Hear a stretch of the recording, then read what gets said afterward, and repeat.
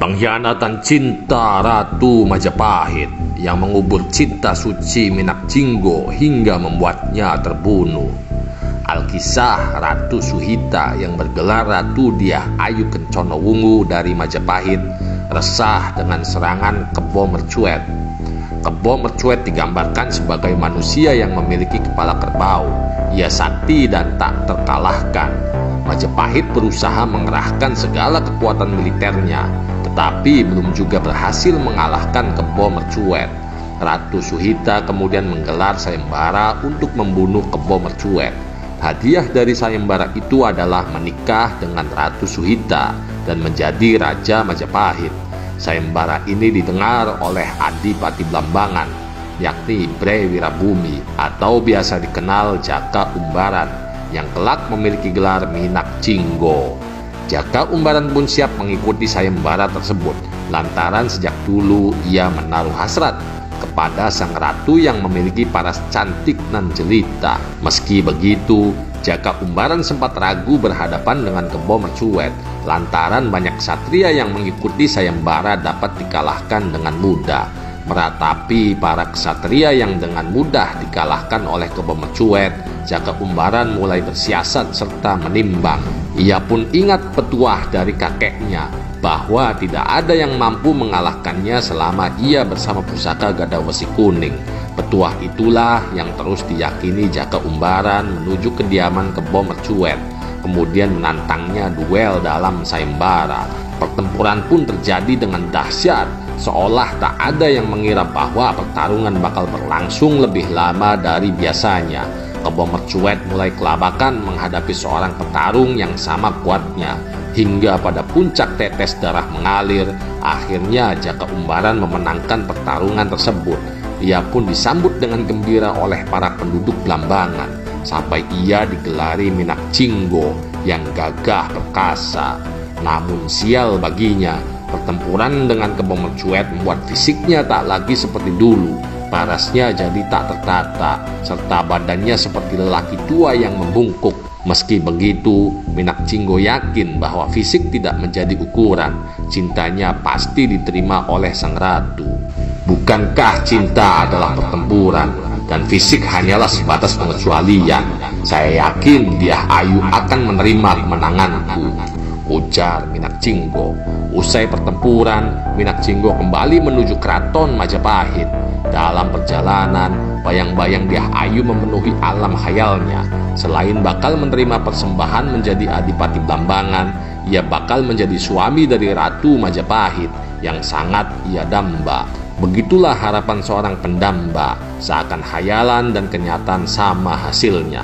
Sesampainya di Majapahit, di hadapan Dyah Ayu Kencana Wungu, ia memamerkan gelar barunya, Minakjinggo. Sembari malu-malu, ia pun mulai berterus terang dan menagih hadiahnya.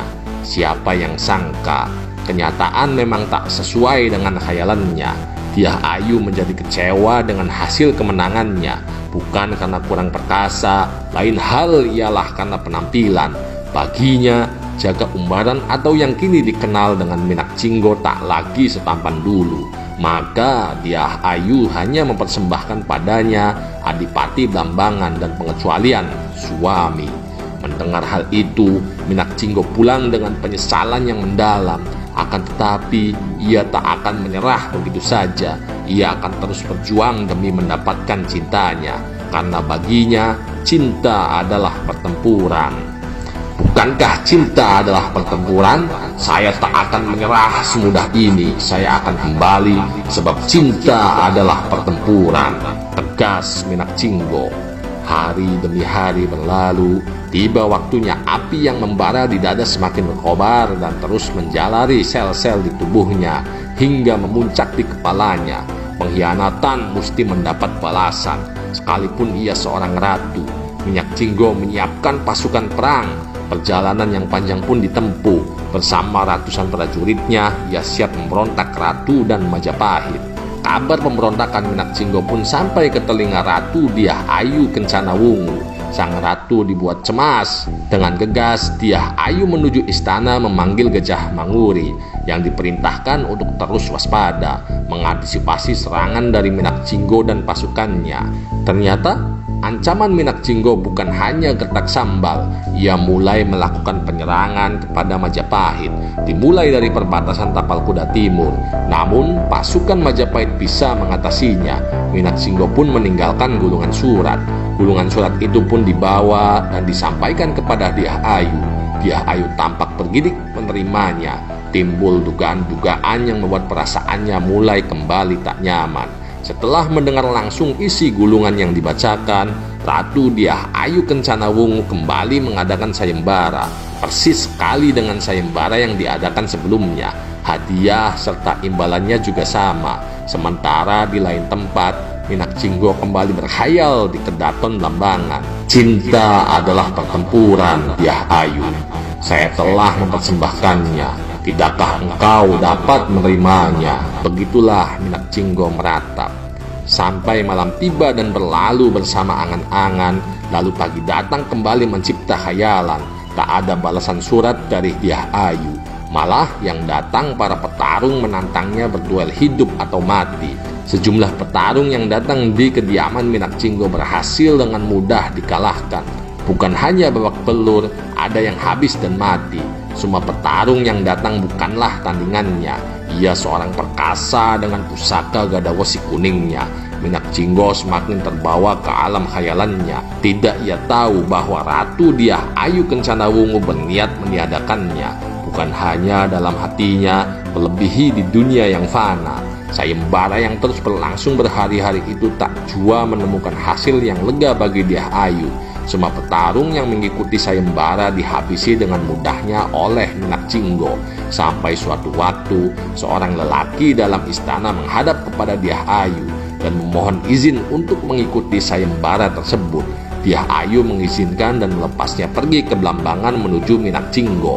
Ia adalah Damarwulan, seorang kusir kuda istana yang akan menumpas keperkasaan Minakjinggo, serta angan-angannya tentang cinta yang katanya adalah pertempuran. Minakjinggo kalah dan tewas. Dyah Ayu berhasil meniadakan cinta yang tak diharapkannya dari Minakjinggo untuk selamanya. Aduh. Ternyata istilah cinta buta tak berlaku di mata Dyah Ayu. Baginya, cinta tak cukup dengan perasaan dan tindakan, tapi fisik yang good looking juga menentukan.